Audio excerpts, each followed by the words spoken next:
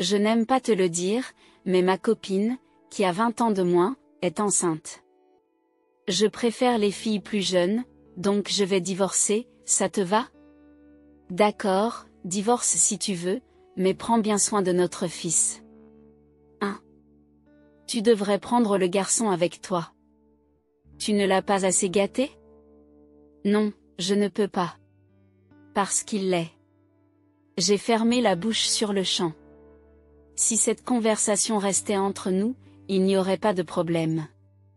Mais cette voix, Ken a dû l'entendre de sa place dans la pièce. Que penserait-il s'il l'entendait? C'est ma seule préoccupation. Pourtant, je dois répliquer, sinon cet homme ne comprendra pas la gravité de la situation. Détruire notre bonheur et ne penser qu'au sien? C'est trop égoïste. Je ne le supporterai pas. Tout comme on nous a volé notre bonheur, je veux aussi lui voler le sien. Poussé par ses sentiments, j'ai décidé de confronter Ted à une vérité choquante. Je m'appelle Mila Davis, j'ai 41 ans. Je vis avec mon mari Ted et notre fils Ken, qui est lycéen. J'ai épousé Ted il y a 13 ans, à l'âge de 28 ans. À l'époque, j'étais vendeuse d'assurance. Je me rendais dans différentes entreprises pour vendre des assurances. C'est là que j'ai rencontré Ted. Ted travaillait dans une entreprise locale d'import-export et venait de divorcer. Ma femme m'a trompée et m'a quittée. Maintenant, je vis avec mon fils de 5 ans, juste nous deux, et je me sens bien seule, dit-il, l'air un peu triste. Chaque fois que je me rendais dans l'entreprise de Ted pour le travail, je commençais à lui parler. Finalement, Ted m'a demandé si nous voulions sortir ensemble. Mais nous ne sommes jamais sortis ensemble. Parce que Ted emmenait toujours son fils Ken. Il ne peut pas rester seul à la maison, n'est-ce pas? J'aimerais vraiment que tu sois la nouvelle maman de mon fils, mais je suppose qu'il ne voudrait pas se marier avec un homme qui a un enfant? En le voyant ainsi, j'ai pensé qu'il chérissait vraiment son enfant. S'il peut s'occuper d'un enfant comme ça, alors il s'occupera sûrement de sa famille. J'ai donc décidé d'épouser Ted. Mais ce n'était qu'une mise en scène pour m'épouser. En fait, dès que nous nous sommes mariés, Ted a changé. J'ai quitté mon travail dès que nous nous sommes mariés et je suis devenue femme au foyer. Les tâches ménagères et l'éducation des enfants sont devenues mon travail. Ce n'était pas un problème, mais Ted a commencé à négliger Ken. Avant notre mariage, il emmenait même Ken à nos rendez-vous. Mais après notre mariage, il ne regardait même plus Ken. Pas seulement en semaine, mais même les week-ends, Ted ne parlait jamais à Ken. Il n'emmenait jamais Ken quelque part, ne jouait jamais avec lui, rien. Même après l'entrée de Ken à l'école primaire, l'attitude de Ted n'a pas changé d'un iota. Je suis allée seule à tous les événements scolaires, et il a totalement ignoré tous les événements que les parents devraient rejoindre et apprécier ensemble. Tu pourrais au moins assister à certains événements scolaires avec Ken, ai-je suggéré. Lorsque j'ai dit cela, Ted a fait une grimace. Il a ensuite soupiré d'agacement et a dit, « Désolé, mais je suis juste fatigué par le travail. » Mais, ai-je commencé à dire. Oh, tais-toi. Prendre soin de notre fils est ton travail en tant que mère, n'est-ce pas? Fais-le correctement, a interrompu Ted. Et sur ce, il a crié et mis fin à la conversation. Qu'est-il arrivé à l'homme que je connaissais avant notre mariage? J'ai ressenti un pincement au cœur. Un jour, Ken venait de rentrer de l'école primaire et m'aidait à préparer le dîner. Soudain, un message de Ted est arrivé sur mon téléphone. J'ai attendu.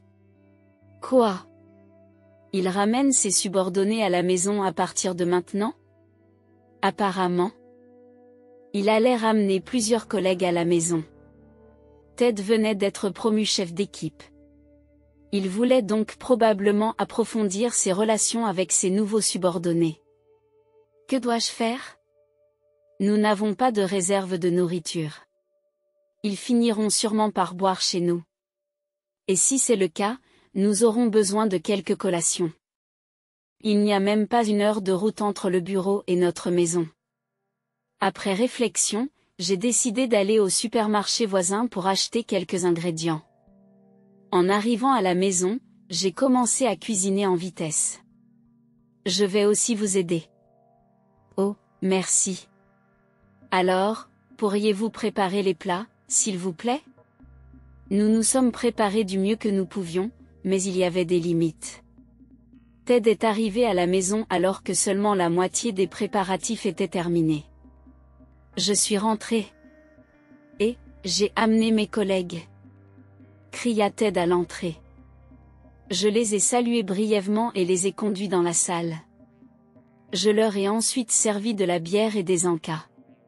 Alors que je réfléchissais à la préparation du prochain plat, Ted est entré dans la cuisine et m'a demandé. Et, qu'est-ce qui se passe avec la nourriture? Je suis en train de cuisiner. Il y a des snacks, donc ça devrait aller pour l'instant. Qu'est-ce que tu as fait? Je te l'ai dit à l'avance. Si tu pouvais me prévenir un peu plus tôt. Arrête de te plaindre. Vous devriez avoir ceci de près. Voulez-vous que je sois gêné? On m'a crié dessus et je suis resté sans voix. Bien sûr, il y avait d'innombrables choses que je voulais réfuter. Mais le bruit de la cuisine s'entendait dans le salon. Les invités devaient eux aussi se sentir mal à l'aise. C'est pourquoi je n'ai rien pu dire en réponse. En fin de compte, j'ai supporté nos invités en silence. Mais une fois les invités partis, j'ai eu une grosse dispute avec Ted. J'étais en colère contre Ted pour m'avoir crié dessus juste parce que cela l'arrangeait. Ted a alors froncé les lèvres et a dit d'une manière enfantine, « D'accord, très bien. Je vais organiser une fête et des soirées à partir de maintenant. Tu es content maintenant ?» Après cela, Ted a commencé à sortir davantage. Ses dépenses sont devenues plus folles et il sortait plus tôt les jours de congé. À ce moment-là, Ken était devenu un élève de 7e année, et cela commençait à coûter de l'argent pour des choses comme les programmes parascolaires. C'est à ce moment-là que j'ai parlé à Ted de la possibilité de commencer un travail à temps partiel. Un emploi à temps partiel? Quoi, tu veux de l'argent pour les loisirs? Non, ce n'est pas ça.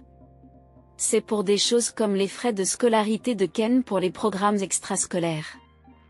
Oh, je vois. Faites ce que vous voulez. Ted, peut-être parce qu'il était ivre, a donné une réponse imprudente. Malgré tout, j'ai eu sa parole. J'ai donc commencé à travailler à temps partiel. Il s'agissait d'un emploi d'agent d'assurance. J'ai demandé à un ancien patron de l'entreprise où je travaillais avant mon mariage de me faire travailler à temps partiel. Cela devrait rendre les choses un peu plus faciles. Même alors, parce que Ted se plaignait, je ne pouvais pas me relâcher sur les tâches ménagères. Le temps de travail était limité et je devais préparer le dîner avant que Ted ne rentre à la maison. J'ai bien géré mon temps et j'ai continué à travailler. Un jour, j'ai accidentellement laissé mon travail prendre du retard. Je me suis dépêché de rentrer, mais Ted était déjà rentré. Dès qu'il m'a vu, Ted m'a demandé d'un air maussade. « Où étais-tu » J'étais à mon travail à temps partiel. Un travail à temps partiel? Tu ne me trompais pas, n'est-ce pas? Ted m'a regardé fixement. Ce n'est pas possible. J'ai nié fermement. Mais Ted continuait à me regarder d'un œil suspicieux. Au moment où je me demandais quoi faire, Ted a tendu la main vers mon smartphone. Laisse-moi voir. Je vais vérifier s'il y a des noms d'hommes. Arrêtez. Arrêtez. Ted s'empare avec force de mon téléphone et commence à vérifier les contacts. Et il a rapidement trouvé le nom de mon patron. Et qui est-ce? C'est un nom d'homme, n'est-ce pas? C'est mon patron. C'est ton amant, n'est-ce pas? D'accord. Avant que je puisse réagir, Ted a appelé mon patron. Arrêtez. Tu te tais. Heureusement, le malentendu s'est rapidement dissipé. Bien sûr, j'ai présenté mes excuses à mon patron.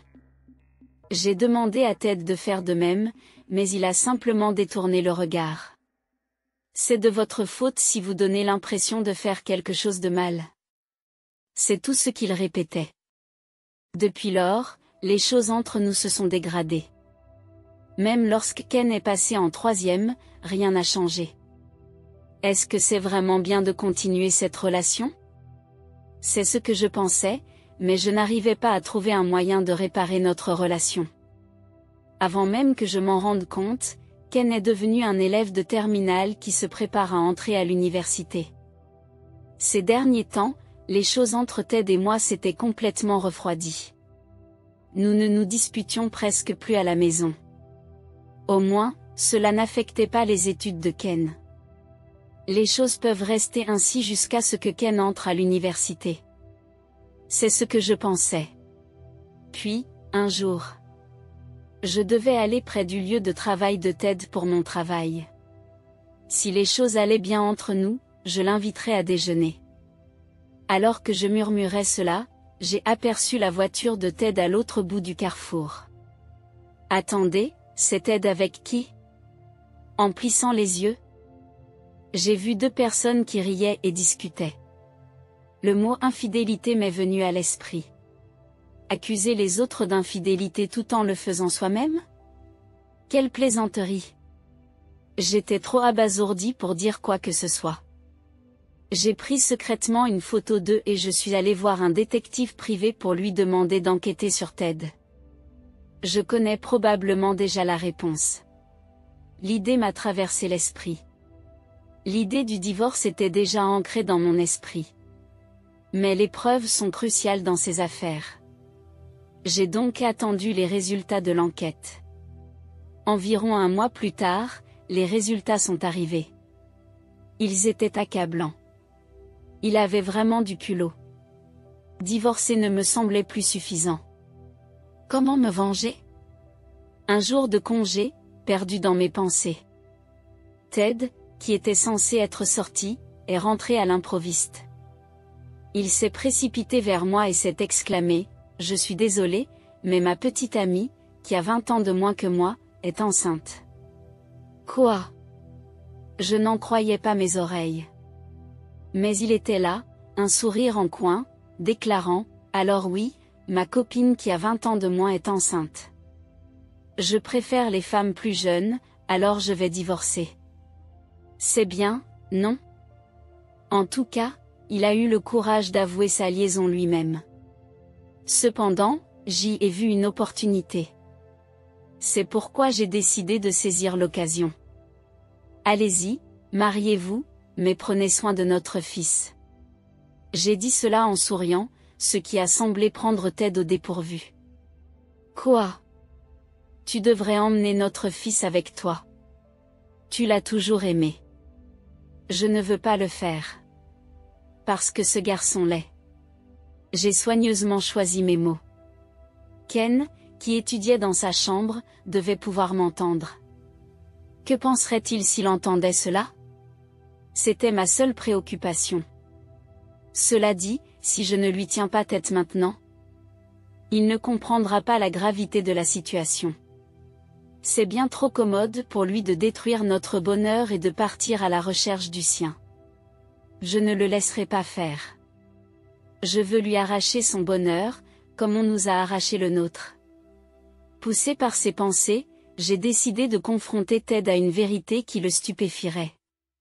Je suis désolé de te le dire, mais Ken n'est-il pas ton fils? Ce n'est pas le mien. Qu'est-ce que tu racontes? Nous sommes mariés, n'est-ce pas? Si nous sommes mariés, alors notre enfant est notre enfant, n'est-ce pas? Déclare Ted, l'air suffisant. À ce moment-là, je ne sais plus où donner de la tête. Ce type est-il un idiot? Il a 4 ans de plus que moi et il ne sait rien.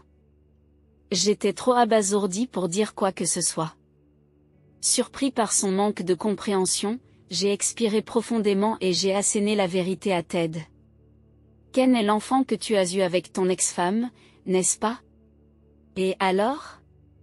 En d'autres termes, pour moi, Ken est ton beau-fils. Pour qu'un beau-fils devienne le sien, il faut l'adopter. 1. L'adoption? Ted fronce les sourcils. En général, les beaux enfants restent des beaux enfants. Pour agir comme un véritable parent, le seul moyen est de l'adopter légalement.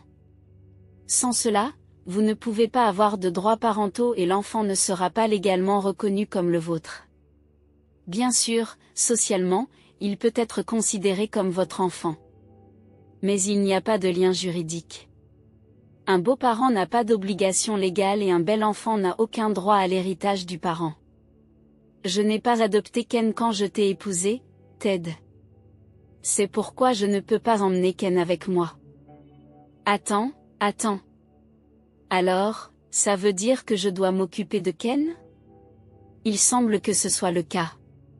Bien que je ne dirais pas que vous seriez accusé de négligence parentale juste pour l'avoir laissé seul. Mais Ken est un lycéen. Un âge où les parents sont tenus d'élever leurs enfants. En d'autres termes, on peut dire que Ted ne peut pas l'abandonner comme ça. L'air abasourdi, Ted me supplie. Allez, ce n'est pas possible. Qu'est-ce qui n'est pas possible? J'ai un bébé en route. J'ai l'intention de vivre avec mon nouveau-né et ma future femme, juste nous trois. C'était la condition pour épouser Kay. Oh, donc la femme avec qui il a été trompé s'appelle Kay. Et alors? Ça n'a rien à voir avec moi. Ça a tout à voir avec toi. Tout pourrait être résolu si tu acceptais Ken. Mais je te l'ai dit, je ne peux pas, n'est-ce pas? Trouve un moyen. S'il te plaît, ne gâche pas mon bonheur. Il suppliait. Ne pas gâcher son bonheur? Je suis choquée par son audace. Après avoir gâché notre bonheur, il n'a pas le droit d'exiger le sien. Les dents serrées, je dis à Ted que, quoi que tu dises, ce qui ne peut pas être fait ne peut pas être fait. Tu devrais demander à ta petite amie, Kay. Tu es vraiment sans cœur. Très bien, tu vas le regretter. Ted a claqué la table et s'est levé. Puis, en prenant son téléphone portable, il sortit de la pièce. En le suivant du regard, je remarquai qu'il téléphonait dans le couloir. C'est pour ça. Oui, c'est ça. C'est pour ça. Je pouvais entendre sa voix. Finalement, Ted est revenu et m'a dit, attends. J'amène Kay. Quoi? Tu l'amènes ici? Bien sûr, puisque tu refuses de bouger, je n'ai pas d'autre choix. Pour une raison que j'ignore, Ted s'est mis à crier de colère. On aurait dit qu'il ne croyait pas avoir tort. Eh bien, nous devons encore discuter du partage des biens, et cela pourrait rendre les choses plus faciles. Sur cette pensée, j'ai regardé Ted partir en silence. Environ 1 heure s'était écoulée depuis que Ted avait quitté la maison. Il est revenu, accompagné d'une femme. Lorsque je lui ai jeté un coup d'œil, elle m'a accueilli d'un air mécontent. Bonjour. Elle n'a même pas cherché à croiser mon regard. Je comprends un peu ce qu'elle ressent. Rencontrer le conjoint de la personne avec laquelle on a une liaison, quoi qu'on en pense, ne peut pas être une expérience agréable. Quoi qu'il en soit, Kay s'est avérée être la femme qui était dans la voiture de Ted ce jour-là. Je ne peux pas m'empêcher de penser que c'est à cause de cette femme. Mais, grâce à elle, je peux faire tomber Ted au plus bas. À cette pensée, un sourire se dessine naturellement sur mon visage. Comment commencer la conversation? Pendant que j'y réfléchissais, Kay a pris la parole en premier. Vous êtes mis là, n'est-ce pas? Tu ne trouves pas que ton enfant est adorable? Vous vivez ensemble depuis environ 13 ans, n'est-ce pas? Tu parles de Ken? Si c'est le cas, je le trouve adorable. Je le considère autant comme mon enfant que s'il était le mien. Alors pourquoi l'abandonnez-vous? Tu devrais l'emmener avec toi. J'ai regardé Kay. La sueur commençait à perler sur son front.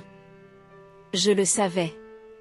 Elle me condamne avec ses mots, mais elle ne le pense pas vraiment. Je me suis souvenu des résultats de l'enquête sur la conduite de Ted. Si la situation actuelle décrite à propos de Kay est vraie, il est logique qu'elle se dispute ainsi. J'ai donc décidé de les secouer. J'aimerais bien l'emmener avec moi. Mais, même s'il est adorable et même si je l'aime beaucoup, légalement, seul Ted est le parent de Ken. Je ne peux pas devenir le parent de Ken. Mais, oui, il y a aussi l'option de ne pas divorcer. Et tu dois élever ton enfant toute seule. En entendant cela, Kay a tressailli. Elle se tourne alors vers Ted et lui dit, « Je ne peux pas élever un bébé toute seule. Ne t'inquiète pas.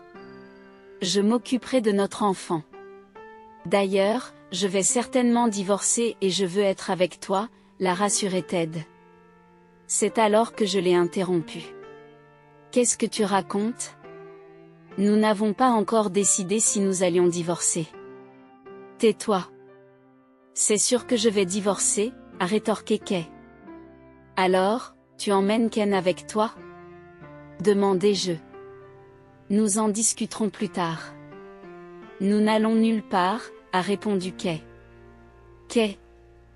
Qu'en penses-tu? Demandai-je. J'ai fait part de la conversation à Kay. Elle a fait la moue et a dit, je ne peux pas élever l'enfant de quelqu'un d'autre. Même si c'est l'enfant de l'homme que tu aimes? Bien sûr que non. J'aime Ted, pas un enfant de Ted et d'une autre femme. Oh, je vois. Mais votre argument n'est-il pas un peu étrange? Pourquoi? Vous ne voulez pas élever l'enfant de quelqu'un d'autre. C'est votre opinion personnelle et je ne vous blâmerai pas pour cela. Mais vous êtes d'accord pour que Ted élève l'enfant d'une autre personne, n'est-ce pas? Dès que j'ai dit cela, le visage de Kay est devenu soudainement pâle. Au même moment, Ted a penché la tête. De quoi tu parles? Je parle du bébé, le bébé de Kay dans son ventre. Cet enfant est le mien. Je te l'ai déjà dit. Bien sûr, tu l'as dit. Mais c'est bizarre. D'après mon enquête, le père de l'enfant de Kay devrait être un autre homme. Dès que j'ai annoncé la nouvelle, Ted s'est tourné vers Kay. Le visage pâle, Kay baissa les yeux et Ted la fixa. La scène était tellement ridicule que j'ai failli éclater de rire. Ensuite, Ted a interrogé Kay. Est-ce que ce qu'elle a dit est vrai? Quoi? Je veux dire, à propos du père de l'enfant. Ne sois pas stupide. Le père de cet enfant, c'est toi, Ted. Kay a frappé sur la table pour répliquer. Mais je lui ai dit calmement. Ce n'est pas vrai. J'ai des preuves. En disant cela, j'ai posé une seule photo sur la table. C'était une photo que j'avais obtenue à la suite d'une enquête privée. Elle montrait Kay et un inconnu en train de discuter devant le cabinet d'un obstétricien. Dans le cadre d'une enquête privée, il vérifie également si vous êtes infidèle. D'après ça, vous avez un homme que vous fréquentez.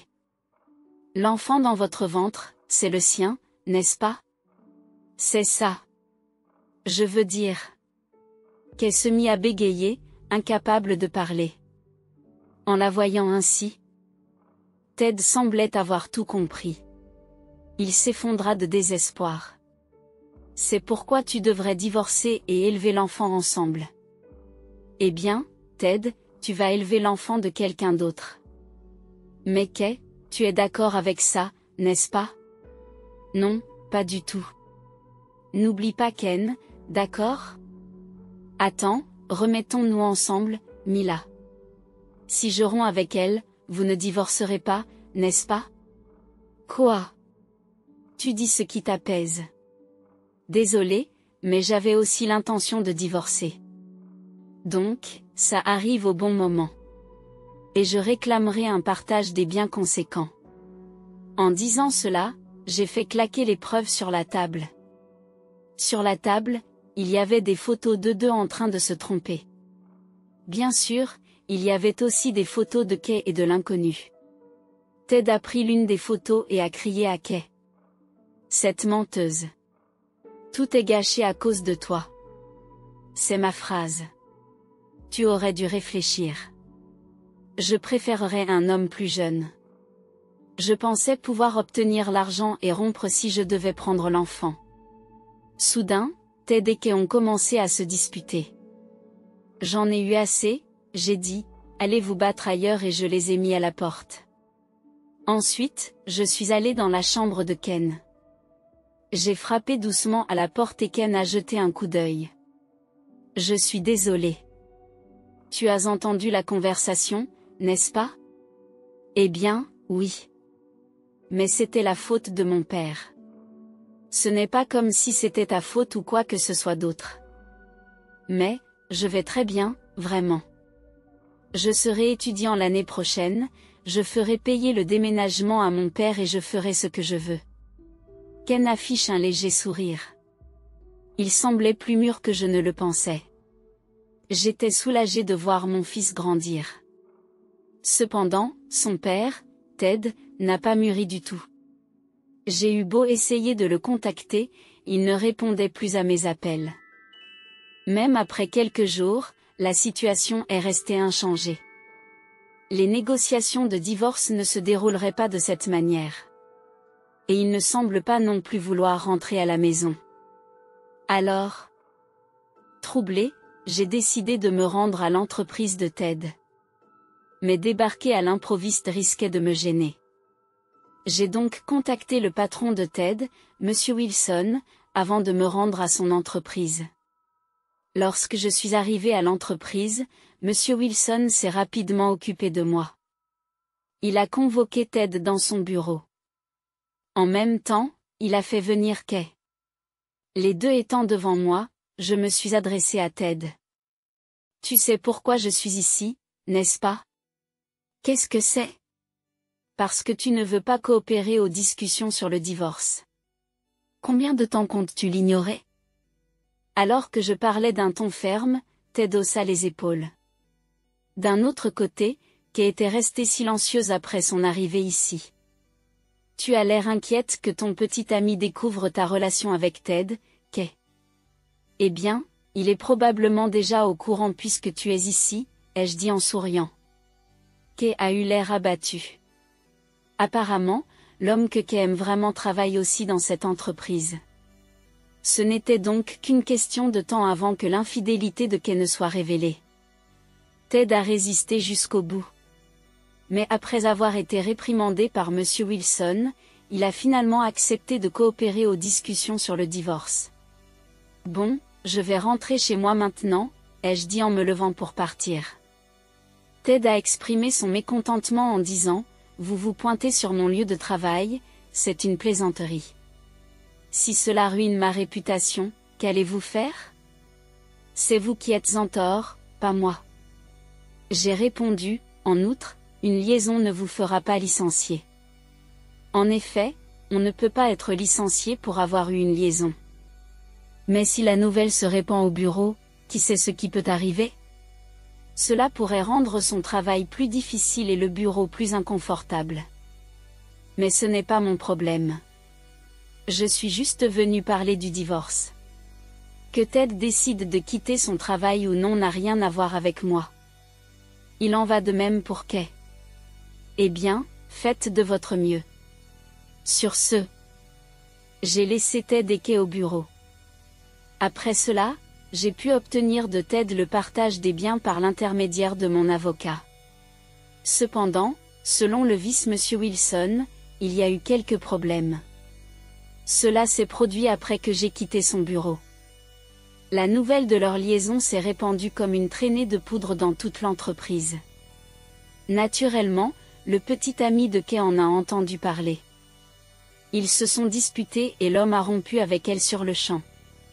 Furieuse de cette rupture, Kay a exigé de Ted qu'il lui verse des dommages et intérêts. Elle affirme que Ted a abusé d'elle mentalement. Bien entendu, Ted n'était pas d'accord. Finalement, tout cela s'est transformé en une bataille judiciaire désordonnée. et comme la liaison était devenue de notoriété publique au sein de l'entreprise et qu'ils étaient maintenant au tribunal, tous deux ont fini par quitter l'entreprise. Ted a essayé de trouver un autre emploi, mais c'était difficile en raison de son âge. Il semble qu'il travaille maintenant à temps partiel dans un magasin local. Kay, quant à elle, est apparemment enceinte et s'est réfugiée chez ses parents. Quoi qu'il en soit, je pense qu'ils ne peuvent pas garder la tête haute jusqu'à ce que la décision du tribunal soit rendue. D'un autre côté, les choses vont très bien pour moi. Mon patron m'a même proposé de revenir à temps plein. Grâce à cela, je travaille maintenant dur en tant qu'employé à temps plein. Ma relation avec Ken, qui étudie dur et prépare son entrée à l'université, se passe également très bien. Il m'a même dit, « J'ai une petite amie et je veux que tu la rencontres. Même si je ne suis plus ta mère, est-ce que ça va si c'est moi ?» Lorsque j'ai demandé cela, Ken a répondu, « Même si Ted est mon père, je te respecte davantage en tant que parent. » En ce moment, je suis occupée à aider mon fils à se préparer pour l'université.